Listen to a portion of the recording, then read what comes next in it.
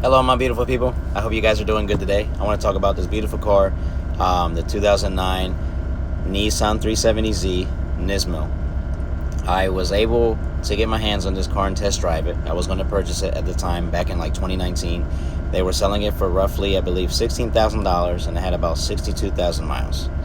But I was in a situation where it wasn't smart for me to pull that decision off and get a vehicle like this, because I was 19, young and dumb, and wasn't really making that much money. So I had a foreseeable event that maybe I was going to be able to keep up with the payments, is what I'm trying to say. And I didn't want them to repo it. But nonetheless, the car was great. It handled great. I loved how that 3.7 liter VQ motor sounds. It sounds phenomenal. And with the 6-speed manual transmission in it, it was just beautiful. And I had it in color red. Well, I got the test drive, the one that was in color red. It was very beautiful. It was from a dealership over there in New Jersey. Okay, so it's got 276 foot-pound of torque, 350 horsepower, revs all the way up to 7,400 RPMs. The 0 to 60, nearly like a whole second of a difference between 4.6 to 5.4. It's top speed. I honestly did not know that they could go 179 miles per hour. If that's true, let me know, because I never even got to hit 100, let alone in that vehicle.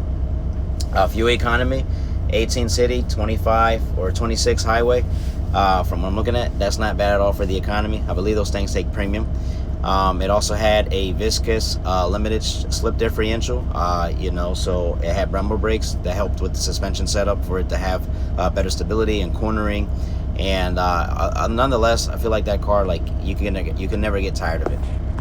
Here's the back. So my biggest thing is that I always enjoyed when these things had a wing on the back, the spoiler.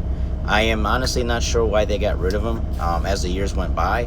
What do you guys think? Do you guys like the wing? Did you dig it? Or nah, you would rather just have the wing, deleted? And that was the color that I got the test drive, and I believe, for me, that color really stood out for that car. Like, it just, I don't know how to say it. I want to say, like, that was the poor man's Porsche. Honestly, that's what I would call it, in the sense of it might have not had as much power as the Porsche, but I feel like if it came down to affordability, this will be obviously more affordable than the Porsche. But I feel like it's like, how do I put it? I feel like it's Nissan's way of saying, we're gonna make something not identical. Obviously, it's not gonna be the same power, not as fast, but something similar, even though it's under a little bit. That's how I always saw it, because that V6 motor just shined. Like, it was like high revving, and it was just a beautiful car nonetheless.